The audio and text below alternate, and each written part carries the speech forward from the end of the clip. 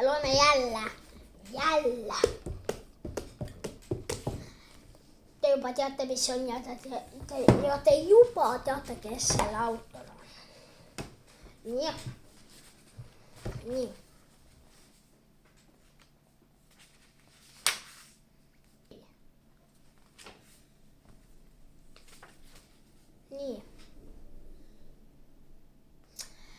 Sirli ja Siim istusid trepikoja ukse ees luitunud valgel pingil ja vaatasid, kuidas tuvid ja varblased prügikastumbrusest toitu otsivad. Prügikast oli igasugu pahna paksult täis ja ajas üle ääre. Mõned banaanikoored ja hamburgeri ümber olnud paberid, mille küljest ilmnes veel üksik kapsalipõle. Vedelesid suisa kõnniteel ja tuvid ning varblased nokkisid neid ja mõned lendasid prügikasti ja soputasid seal senikaua tiibu, kuni veel mõni jäätisepaber või suitsupakk välja pudenes.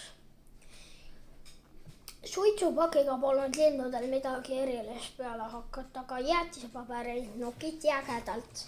Sirli, kas varblastel keel ka on? Küsis Siim. Sirlile meeldis, kui vend temalt targalt öeldi niisuguseid asju küsis.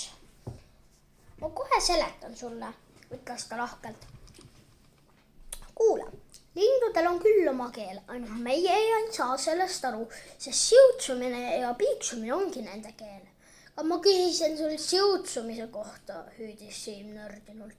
Ma küsisin, kas neil keel on. Ma mõtlen seda roosat asja, mis suus käib.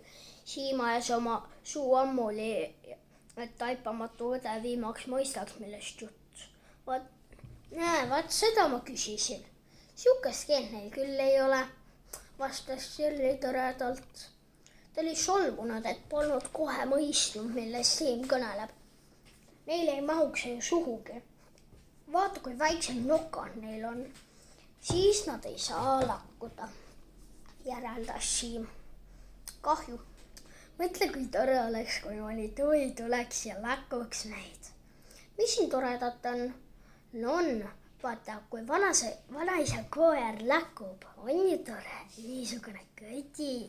Koera lakkumine on tore, aga tuvi lakkumine ole, vaidles Sirli vastu.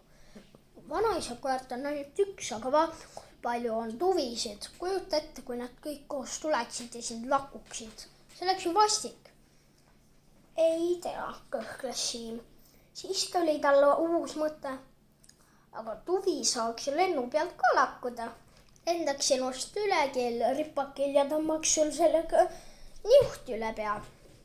Sirli krimpsutas nina ja tahtis öelda, et õnneks tuvi midagi säärdust teha ei saa, aga enne tuli majast välja nende naaber härra Lammas. Härra Lammas oli vanem range mees, ta elas üksi ja ema ja isa ütlesid, et härra Lammas on kirjanik. Jälle rämpsu kõik kohad täis, ütles ta kurjalt. Kojamees tuleks lahti lasta ja enne seda veel tema käest trahvi võtta. Prügikast ajab üle ääre, aga temal pole sellest midagi. Kus ta õieti on päevad läbi ja millega ta tegeleb? Härra Lammas peletas tuvid minema ning korjas maha pudenenud jäätisepaberid tagasi prügikasti. Hoopis inimesed võiksid vanu pabereid lakkuda. Neil on ju keel, lausus Siim mõtlikult härra Lamba tegevust jälgides. Härra Lammas heitis talle range pilgu. Suu kinni, poiss, ütles ta. Eile õhtul sa jälle karjusid toas. Ma kuulen kõik kisa ära. Minul on aga vaja tööd teha, vaat nii. Siim ja Sirli ei kostnud midagi. Tegelikult nad kartsid pisut härra Lammast. See too oli alati nii kuri. Küll ma veel ütlen sellele kojamehele, mis ma tast arvan, tähendas härra Lammas lõpetuseks ja lahkus väärikalt. Tema asemele ilmus maja ette ema. Ema põsed õhetasid ja ta nägi enesega rahulolev ja kuigi kelmikas. Sa oled hoopiski enam kui härra Lammas, ütles Siim. See on küll tore, oli ema kiitusega rahul. Ta läks koos lastega tuppa. Oh saeg, mis kell juba on, ehmatas isa. Ma pean korra töölt läbi sõitma. Ta pani kahetsusega televiisori kinni. Alati jäetakse kõige põnevamad finaalid kõige viimaseks ja kunagi pole mul neid aega lõpuni vaadata, kurtis ta. Isa oli kirglik spordisõber. See tähendab, talle meeldis sporti vaadata. Ise ei sportinud ta iialgi. Tal polnud ei uiske, ei suuski, uiske, jalgratas ega hantleid. Isa ei osanud ka ujuda. Selle asemel, et vette minna, lesis ta supelrannas liival ja kuulas raadiost spordiülekandeid. See on ju loomulik, seletas ta ise. Ma vaatan meelsasti ka filme loomade elust, aga ma seepärast ei pea mööda metsi ringi traavima ja loom olema. Kuid keegi ei teadnud, et tegelikult oli isa kogu oma elu unistanud sportlase karjäärist. Väikese poisina istus ta aknal ja vaatas, kuidas klassivennad õues jalgpalli taga ajavad. Isa aga mõtles, kui mina mängu läheksin, lööksin ma sellise paugu, et väravavaht lendaks koos see ja teine. Kuid kuna väravavaht oli tema hea sõber, siis ta siiski ei liitunud jalgpalluritega, vaid tõi aknalauale oma supi, vaatas mängu ning sõi. Tahtmine spordis suuri tegusid teha ei jätnud isa iialgi maha ning jah, nüüdki sõitnud oma autoga kontori ette ei suutnud isa kiusatusele vastu panna. Ta ei väljunud autos mitte sellest uksest, mis oli talle kõige lähem, vaid ronis üle käigukangi tagumisele istmele. See ronimine polnud kerge, sest auto oli väike, aga isa üsna paks ja astus välja tagauksest. Ta polnud enam oma kontori ees. Isa pilgule avanes tohutu staadion. Paar meest jooksid talle kisades vastu, need olid tema treenerid. Jooks juba läks, karjusid nad.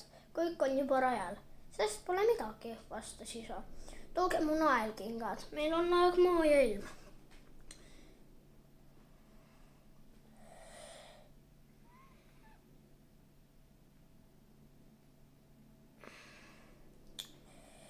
Ta istus rahulikult staadionimurule ja tõmbas jooksukingad jalga.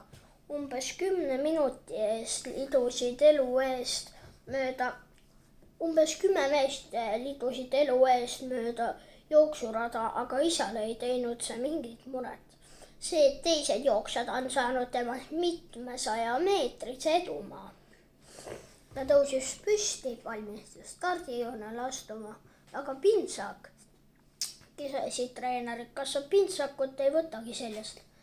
Ei, ma ei viitsi, vastas isa ning oodanud ära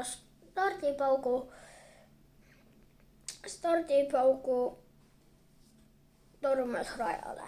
Ta sörkis paar meetrit, aga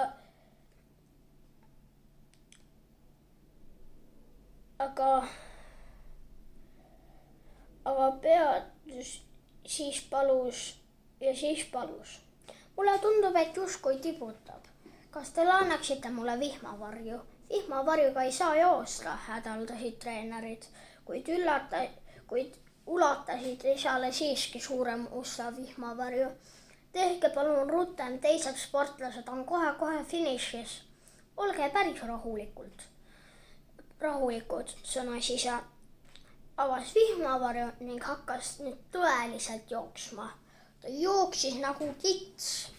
Mõne hetkega oli ta oma konkurendid kinni püüdnud, siis neist mööda läinud, siis veel ühe ringiga mööda läinud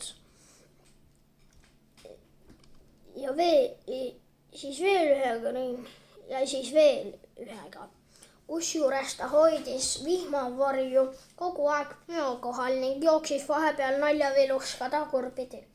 Siis oli ta võitnud ja talle riputati kaela kuldmedal. Vaat see on mees, ütlesid treenerid ja keksisid rõõmus nagu varblased. Elagu suur sportlane Heino Välejalg. Isa lehvitas uhkelt vaimustusest kiljuvale publikule. Staadioni esimeses reas istusid ema Siim ja Sirli. Ka nemad hõiskasid. olles uhked oma isa üle. Isa võttis kaelast medali ja viskas selle täpselt temale sülle. Ta ronis tagasi esiistmele ja väljus nüüd juba õigest uksest. Veel kontoritrepil oli ta väga enesega rahul ja võttis 2 lastet korraga, aga teisest trepist enam siiski üles ronima ei hakanud, vaid valis lifti. Kurikirjanik Lammas tuli tagasi oma asjatoimestustelt. Trepikoja esine oli endiselt räämas ja trepi ennast polnud mitu nädalat pestud ja ühes koridori nurgas vedeles vana jõulukuusk, millel polnud küljes ainsatki okast. Lausa sigadus, leidis härra Lammas. Jõuludest on varsti möödas 9 kuud, aga kojamees pole siiamaani viitsinud kuuske minema viia. Ta tahtis kutsuda lifti, kuid see polnud võimalik. Keegi juba sõitis. Nupp lifti ukse kõrval põles punaselt. Härra Lammas jäi ootama ja tema pahameel kasvas iga sekundiga. Lift on rikkis, mõtles ta. Nii kaua ei saa ükski normaalne inimene liftiga sõita. Kas peab jälle 6. korrusele ronima? Kõik selle kojamehe süü, mille eest talle küll palka makstakse. Samas avanes uks, mis viis väikesesse kambrisse, milles kojamees hoidis oma luudajämbrit ning välja vaatas kojamees. Tal olid pikad sorgus vuntsid ja hoolikal vaatamisel tundus, et nendest nõrgub vett. Seal te oletegi, päratas härra Lammas. Miks ta oma tööd ei tee? Koridor on must nagu solgitoru ja lift ala lõpmata rikkis. Kojamees tõmbas ukse kähku kinni. See oli härra Lamba meelest juba eriline häbematus. Ma räägin teiega, kuhu te kaote, karjus ta. Põrutas rusikaga vastu lauakambri ust. Ma kaeban teile peale, tulge kohe välja. Aga kojamees ei tulnud ja härra Lambal ei jäänud muud üle, kui hakata jalatrepist üles ronima, sest ka lifti uks jäi suletuks ning punane lambike selle kõrval põles endiselt. Ega ma seda nii ei jäta, mõtles härra Lammas suure ähkimisega. Õnnestus tal oma korterisse jõuda. Ta sulges ukse ja puhkas veidi esikutoolil. Enne kui kingad jalast võttis, siis läks ta oma töötuppa ja istus arvuti taha. Kojamehe trikid olid teda niivõrd tigedaks teinud, et tundus olevalt päris paras aeg uue raamatu kirjutamisega pihta hakata. Härra Lammas kirjutas ainult hästi tõsiseid ja süngeid raamatuid. Alati lõppesid need väga halvasti. Keegi kas jäi auto alla, kukkus koristikku, uppus või pandi lihtsalt vangi. Nüüdki olid esimesed read arvutiekraanile ilmused järgmised. Peeter oli just vangist lahti saanud ning tal polnud sentigi raha. Sellepärast otsustas Peeter vargile minna. Talle tuli vastu väike tüdruk. Peeter võttis tüdrukult kohe raha ära. Tüdruk läks nuttas koju. Kus raha on, mis ma sulle andsin, küsis isa. Sa oled selle ära kaotanud. Tüdruk sai vitsa ja pidi kogu öö nurgas seisma, aga Peeter sel ajal. Härra Lammas oli koleda jutuga väga rahul, aga teistele inimestele need lood eriti ei meeldinud. Kui mõni juhtus ostma poest härra Lamba raamatu ja seda luges, tõusid tal juuksed hirmus püsti. Ta peitis jubeda raamatu keldrisse kartulikuhja alla. Härra Lammas teadis, et inimesed ei taha tema raamatuid osta ja see tegi teda veel kurjemaks. Päevad läbi istus ta arvuti taga ja muudkui kirjutas. Ta ei vaadanud kunagi isegi televiisorit, rääkimata sellest, et oleks kunagi käinud kusagil lõbutsemas. Tegelikult polnud tal aega õieti süüagi. Härra Lammas ainult töötas. Raamatud said väga paksud ja väga koledad.